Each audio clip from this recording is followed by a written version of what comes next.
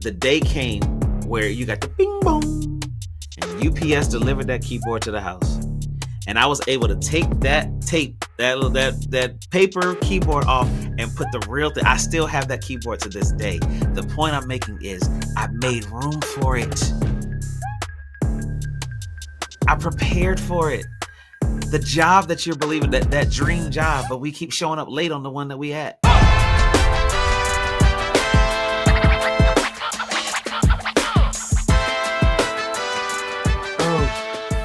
We still in the pencils. And there is so much truth to what you just said. And as you were talking, I realized that one of the things that I did is I bought some cooking shoes. I bought some cooking shoes before I got my first cooking gig. What? And I believe I'm going to, yep, I did the exact same thing. Bernard actually did it when he was looking for a job. He wanted to do travel consulting. Consulting that it would cause him to travel, and he went and he bought a little. We've both done those things. Man, it's faith in action. It's faith in action. You got to put your faith in action. And I love the fact that you have been that person, that I've watched you do that. It's unreal, because sometimes we can read it in the scripture, and that's a beautiful thing. But it's something else to see a real live example of what this God that we serve is true. He is living, and he has no respecter of persons, period. And I love it. I love it. Even with the cooking jobs. And that's the third thing. Okay. We'll get to that. Yeah. Because unless you want to go to it now, we can go to it now. Yeah, let's do it. Let's talk about it now. We can go to it now. We can go to it now.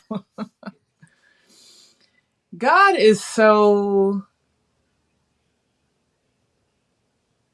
I mean, words fail me. They said if I had 10,000 tongues. Yeah.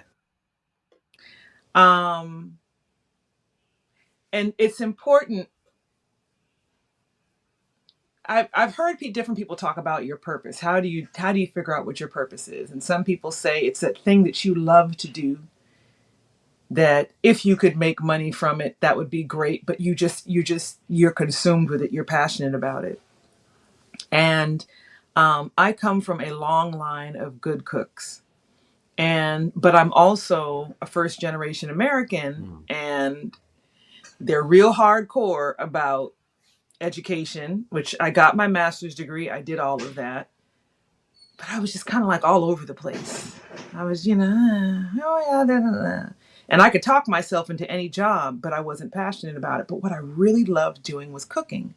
And I'm also incredibly passionate about my culture, which is West African and West Indian. And when I first started dating Bernard, I said, I just want to be a chef. And he said, really? And I said, yeah. And he said, why don't you do it? And I'm like, And so one day I decided I'm going to look for a private chef job. No training, no anything. But let me go back. I was unemployed, and my church asked. My church was doing nominating committee. And nominating committee, they call you to ask you to do something that you don't want to do. Yeah. And so they asked me for some reason to do dining ministry for the church. And I was like, well, I've got nothing else to do. Now, at that point, the church had something like 300 members, and the budget for Sabbath dinner was like $100 a week. Ooh. Which meant I had to go to the dollar store. Oh, wow. To be able to cook for my church. And I loved that challenge. I loved having to figure it out. And I would get in there and I would cook. I was, California, so they love Mexican food. So I was doing enchilada casseroles and salads and this and that. They loved it. And I was like, I'm good. I'm like good at this. And I really get fulfillment pleasing people. One of my love languages is acts of service, which is actually cooking fulfills that love language. So I was doing that. And then I said, I think I might really be able to do this. So I said to my boyfriend at the time, I want to be a private chef. And he said, okay, well, what are you going to do? And I said, I'm going to go on Craigslist and I'm going to look for a private chef job. And I went on Craigslist. You know, naivety is a beautiful thing sometimes. And I found a private chef job. They were looking for a private chef. I sent my information. I went and I met the couple. They were an older couple that lived in Beverly Hills on a double lot. He owned a mortgage company and he had his own car museum. Whoa. Rich. And I sat in there. They're like, okay, well, you know, we like you. You know, we don't want all this fussy stuff. We just want really good food. And I said, okay, so can you come back tomorrow and fix a dish for us? And I came back the next day and I fixed a dish for them. And I will have you know, I was up against Tom Cruise's previous chef. I was up against Ellen DeGeneres' previous chef. I had no training whatsoever. It was me and JC that walked into that kitchen. I got the job. Come on. Not only did I get the job, they said, how much do you want to make? What? I was like, what? I'm They're sorry. like, I'm sorry. you What? just know you're going to have to get taxes taken out, but you just let us know how much you want to get paid. They left that up to you? Yeah. And I worked 5 days a week. I had to do, it was only dinner, but I had to do soup, salad, entree, and dessert 5 days a week for them and their grandchildren who they had custody of. And I did that for like a year and a half. Oh my God. And then I said, okay, now I want to go get some formal training because I want to really, you know, I'm really resourceful. I'm really good on my feet, but I really wanted to have the education and the knowledge and the understanding how to cook healthy and how to do this and how to do that. And at the time, we were living in LA and I had found a program in Austin, Texas. And we were living in LA. And I was like, well, there's no way I can do the program. But Bernard was doing consulting work. And his job said, as long as there's a major airport, you can fly out. So we packed up and we moved to Austin, Texas. And I went to a school called the Natural Epicurean, which was a plant-based culinary school, because I decided that if I was going to cook and people were going to be taking in the food that I was preparing, I wanted it to be food that was going to nourish them and heal them from the inside. Anybody can cook delicious, you know, fettuccine Alfredo with extra cream and butter. But I wanted to do something that not only was good for you, but tasted delicious. So I was there for 9 months, an intense program. And it's funny because I never thought about the classroom part. I just thought I was going to be cooking. And when I got there, I was like, 8 hours of lectures a day. Ooh.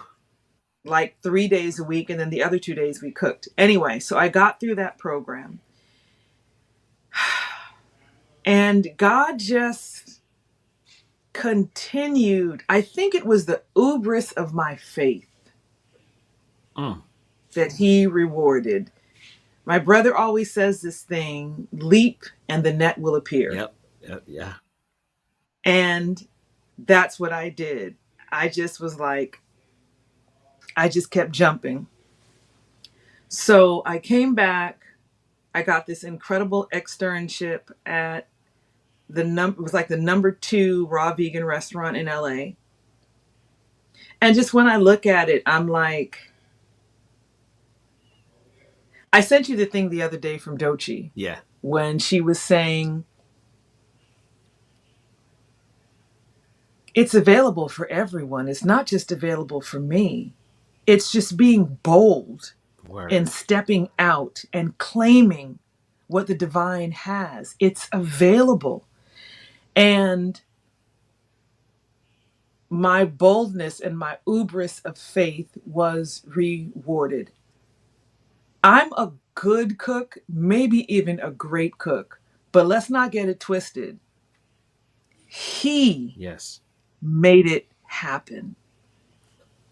So fast forward, I'm getting all these opportunities. I'm getting a phone call, you know, Pauletta Washington heard that I'm doing food. She wants me to cook. I go to their house, literally standing in Denzel Washington's house, out of the blue, Russell Simmons, Robert F. Smith, the black billionaire.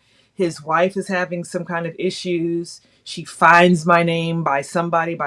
I'm cooking for them. All these things Were you happen. advertising? No, Hmm. all word of mouth. All word of mouth. And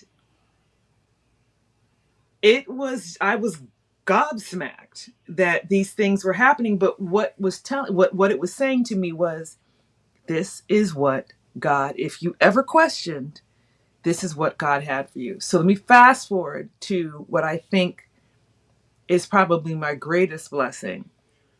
Was we were living in Atlanta, and I got a phone call from a chef agency that I had sent my information to like 3 years prior, and they never called. So much so that I forgot about it. And they said, we have a job in Manhattan Beach. They're looking for a healthy chef. Are you interested? And I said, oh, I moved to Atlanta. I don't live in California anymore. And the gentleman said, well, how far is that from Savannah? I said, I don't know. Hmm. So I asked my husband, and he said, that's about 4 hours from here. I said, oh, it's 4 hours from here. So it wouldn't work. He's like, oh, you might want to think about this. And I said, I mean, I live in Atlanta. How am I going to be a private chef in Savannah? Bernard said, maybe you just get an Airbnb. And I was like, oh, okay.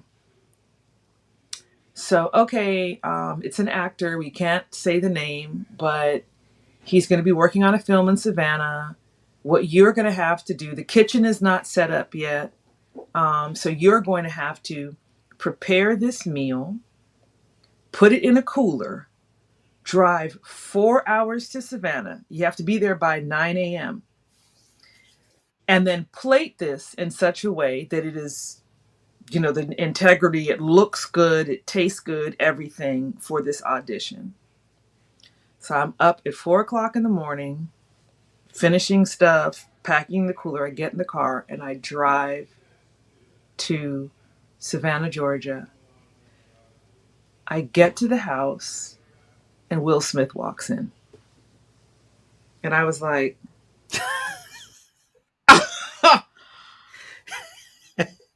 wow. Now, they had hired a chef, Uh-oh. but this chef, he was like a recovering drug addict or something. So he was not going to work. So I immediately, Khristian, became the head chef for this 6-month film. I don't remember the name of the movie. And I like to say, had I known what I was getting into, I may have been like, I can't do it. But I leapt and the net appeared. And this job was 5 days a week. Mr. Smith is the kind of person that when he's doing so, he wants everybody to be taken care of. So he had just started his Instagram account. He had just started his YouTube. So these teams were in the house all day long while he was gone. So that meant not only was I cooking meals for him, but whatever these people wanted. And there were people that had medical issues and they couldn't eat this and they couldn't eat that. So I had to come up with food constantly. I had a Fitbit on my wrist and I averaged 7 miles a day up and down, going into the garage, making sure things were there, running to the grocery store. And I did that, something that I never would have thought I did.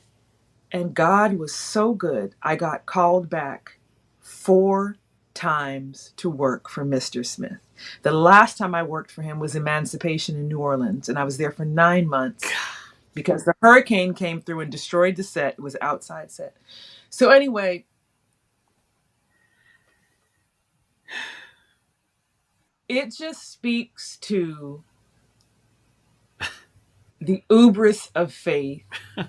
Oh, man, that's so good. And being as prepared as you possibly can be. Because there's certain things, like I didn't know how to prepare for that, but everything that I could do, I did do. I was researching, I was looking at recipes, I was thinking about ways to be more efficient in the kitchen, cutting down the time. How can I prep things? What are the kinds of things that if somebody had some kind of issue, something that I could fix quickly? And again, I grew up with a mother that was really, she was very efficient. So that was a gift that she gave me. And then I was able to parlay that. I was in New Orleans with Mr. Smith. I met somebody who was really great friends with Alvin Kamara. So when Alvin Kamara came to Miami, they called me and I got that job. And I'm cooking for Alvin Kamara. Then I get a call about this baseball player who's in town. And let me tell you, I don't know any of these athletes. Bernard knows them. I don't know who they are. Right. I get this call that this athlete is in town. Of course, again, they can't tell you the name. I get to this house and this gentleman, this young guy is under the sink tinkering with things. And I'm thinking he's like a handyman. And he's like, hey, my name is Garrett. And I said, hey, Garrett, nice to meet you. He's like, um, you know, just feel free to knock it out. And I cooked. They really liked it, but they didn't know if I was a one trick pony. So they had me come back the next day. And my husband called during the break and was like, I called him and he was like, who is this person? I said, some guy named Garrett Cole. He was like, Garrett Cole. Cole. I was like, who is he? Who is he? He's like, he is the Yankee ace. He's major. And I was like, they loved my soup. Now it's been 5 years that I've cooked for Garrett and Amy Cole. I cooked for the entire Yankee roster. One year he was like, chef, do you think you can handle? I was like, yeah. I'm talking Aaron Judge, TJ LeMahieu, I think his name is. All the Giancarlo, all these guys. I cooked for all the Yankee wives. I've done brunch for them twice. I have just focused on the gift from the divine and doing my best. And the next thing I'm going to say, and then because I've been running on for a while. This is what this is about. The good stuff. Go ahead, go on. And it has to do with you all. It has to do with Take Six, because I have been given a front row seat to excellence, the pursuit of excellence. And making no excuses. And one of the beautiful things I have learned is that when you do not make room for excuses, you will amaze yourself at what you can do. And you all have shown me that, because I have seen Take Six from when I was 18 years old, which was 36 years ago now, when they were huge. And you guys went out there and killed it. And then I've seen the ebbs and flows. When you've been at the Blue Note, a great location, but small numbers. You guys go up there and kill it as though there are 1 million people in there. And this is the last time you're ever going to perform. And so that has ministered to me about the divine rewards your excellence, because it's like you're saying, I'm not taking for granted this gift. Yeah. I'm not taking for granted. I know that you have given me this, and me performing to my best ability is a form of worship. Yes. It's a form of gratitude. And why would I give you any less when you've given me so much? It's amazing, because that's not just in singing, in cooking, because it's everything. It's everything you do. The way that I love my wife is me honoring God for the gift that He's given me in Adrian. Absolutely. Like I said, she's out of town. I'm sitting there watching I drive an electric car, right? And so, no deal. I'm not worried about gas price. I'm like, ooh, how this weekend? That's crazy out there. So but she still drives a gas car. And so I'm looking at this one gas station that prices keep fluctuating and it keeps going down and going up and going down. And I was like, before she gets home, if it dips one more time, whether it dips or not, I'm going to fill her gas tank up. So we're casually on the phone or whatever, and I'm driving home, and I'm like, oh, there it is. It dipped. So now, again, we're still on the phone, and I come to the house, grab her keys, switch out the cars, and I'm just going along my merry way. We're on the phone talking or whatever. And, she's here. She can hear her car, the dings and this, that, and the third. And so she's like, what are you doing? I was like, putting gas in my girlfriend's car. And she's like, oh, thank you, baby. But me doing that is honoring the gift of God that he gave me in her. It's not just when I jump on stage and now let me honor the gift and that God has given me to sing, and I'm going to bring my all and all. In a heated discussion with my wife, can I listen to the voice of the Holy Spirit that can tell me to stop talking, apologize, do this, that, talk about this, blah, blah, blah, to honor the gift? Not so. Some of us, we are so good at doing that on the outside, and then when we get home, we kick the dog, slap the cat, and flush the goldfish down the toilet. You know what I'm saying? There's two things I want to say. One of them is you have no idea who is dependent on your obedience for their blessing.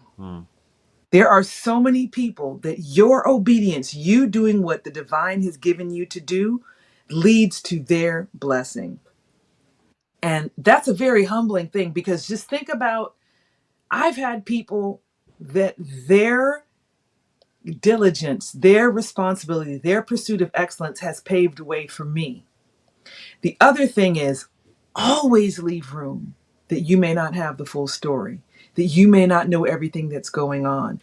And sometimes we get in a position where we feel like we can't be told anything or we can't learn anything. And there is so much that because it's not possible for us to know everything. And when you have that humility, that also allows for growth. And that also is a ministry to other people. Those are two things that I have incorporated. When I have thought about, like, my brother's pursuit of excellence has paved a way for me, I have, as a result of Alvin's pursuit of excellence, been exposed to so many people and so many opportunities. I can say I met Quincy Jones. I've met, Michael Douglas and Catherine Zeta-Jones and Halle Berry and Marcus Miller and Patty Duke, not Patty Duke, Patty Austin. And I've met the entire commissioned roster, and I've met BB and Cece, and I've met David Foster, and I've met all these people. And I recognize these are just normal people who have pursued excellence. And so I'm like, why can't I do it? But if he would not have been responsible and diligent to his calling, I never would have had that exposure. And now my exposure has allowed me to share with other people. And also, another thing that I want to add, I had a friend named Allison Charbonneau, who was an incredible chef, just a beautiful person. And she said, Cynthia, there's room for everybody. Whoa. There's room for everybody. Never be like this with your gift and your blessing. Be open, share, give advice. There's room for everybody. And those things have really, really guided me. They've humbled me. They've made me incredibly grateful. And they've brought me a lot of joy, to be honest with you. It feels great to be able to have somebody call you and be like, okay, this is what you need to do. This is what I would suggest you do. How are you doing? I love going to people's restaurants and saying, this is amazing. This is an amazing meal. I'm so proud of you.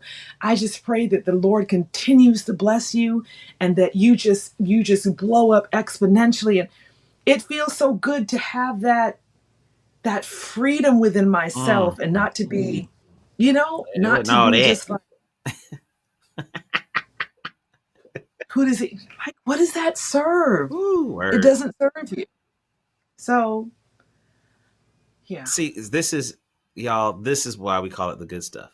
Because if you don't have friends like this that you can call on the phone, have a conversation with, and get this depth of wisdom, I told you at the beginning, this is why I was so excited, because the level of honesty and truth that comes out of your mouth, my sister, and the love for God and the love for and value and honor of the things that He's placed in your hands, the ability that you have to manage those things well, because whatever you mismanage, you will eventually lose. You have managed even Oh, you taking the onus on yourself to say, yeah, well, you could have said, well, after you did the thing for the big money people in Beverly Hills, well, I don't need to add to this, but the Bible says add to your faith virtue, and the virtue knowledge.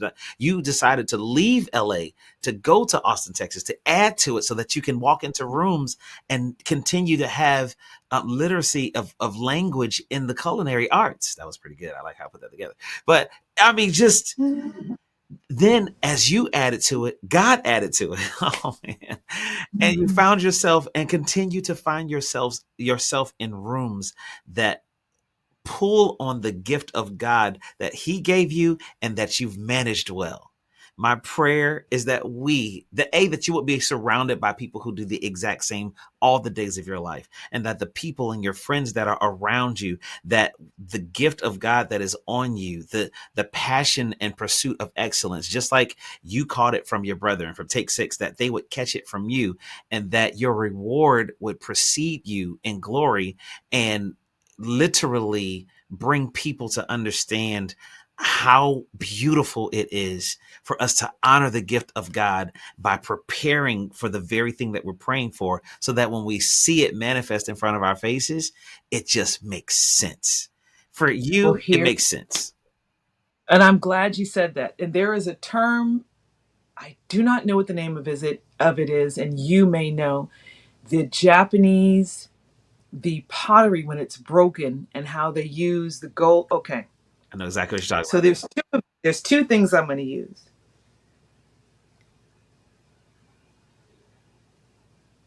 That is one of them, and I don't know why this just left my It was mind. right there too. It was right there. A mosaic. Ah, yes. Our lives are mosaics. And when you look at a mosaic up close, you see the broken edges, different colors. It's not smooth, it's not flat. Some are raised, some are flat, some are not really beautifully colored. They look a little like cloudy. Some are very, very clear. But when you stand back, Khristian, when you stand back and you look at the mosaic of your life that the master creator, the divine, has put together, it is beautiful. But it needs those broken pieces. It needs that brokenness. It needs those different colors. It needs those painful edges. All of those things come together, and you say, look at what God has done in my life. And also with the Japanese pottery, it's broken. And you're like, it's a waste. And he says, nope, I'm going to take precious metal Mm. and I'm going to come in and I'm going to fill in those gaps. And not only am I going to restore it to a vessel that can be used, but I'm going to make you shine and glisten as only I can. That's the God we serve. If we are just diligent and we continue to pursue the excellence that is within every single one of us, every single one of us, that is His promise. Well, dog. He's worthy. He's worthy. He's worthy. He's worthy. He's worthy. May our lives exemplify that. That's all. That to me is the reason why we exist. Every broken piece, Yes. there's only one who can take all the broken, shattered pieces and make something even more beautiful and glorious out of it. Than you could ever imagine. That you can ever imagine. And It reminds me of the story in the Bible when he said, gather up these stones as remembrance so that when your children pass through here, you can tell them the story of what God brought Word. you through. Word. Right? It is so important. That brokenness is not something to be ashamed of. It's something to refer to like, look at what God brought me from, what he brought us through. You know, every broken moment is an opportunity to be brought together again.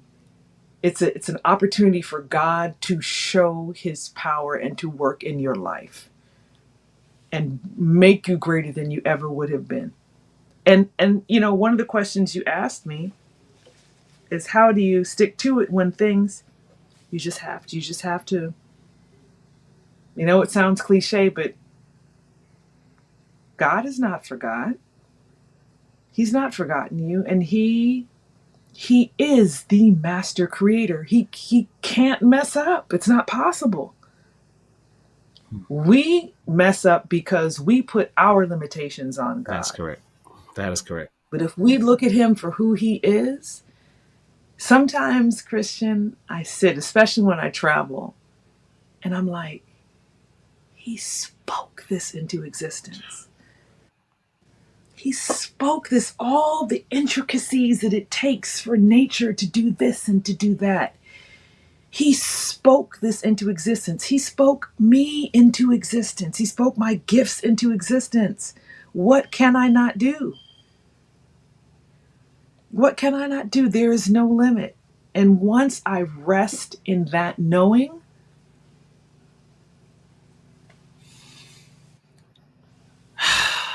Ladies and gentlemen, Cynthia Péan. That's all I got. That's all I got. Because listen, my sister, thank you so much. This has been life to thank me, and you. it's because it's reminding me of how good and how faithful God is, and you are an Mhm. example of that to me. And the fact that I have you as a sister in my life, so that I can look and glean from and celebrate and all of these things. It just makes me so happy to be connected to you. I love you and I bless everything that your hands touch. Your everything that your hands touch. And I can hardly wait to get some more Moqueca Bayana, because that thing was amazing. Was it? Oh, Yeah, amazing. well, quick. Yeah. I mean, just I got you. I've got to come. I'm going to come. I got to come to Orlando and hook it up for let's you. go. We in here. Matter of fact, if you wanted to do a dinner, I would love to. I would love to come and cook a dinner for you. Have some friends over, and I just cook and share the love. I would Game. do that. Game. It's Hmm. happening. Hmm. Listen, I Okay, love you, my sister. Oh, I got you. thank you so much for Love this. you too. Thank you for being the authentic, real person that you are. You know, we have history. We had a little misunderstanding, and I'm so Let's grateful. do another podcast and talk about that. Yeah. Ah, come on, let's talk about it. I love it. That's why I said always leave room for the fact that you may not have the whole story, because I didn't have the whole story. And I was acting in a very selfish, all about me way. And when you shared it with me, I was like, oh. I had that wrong.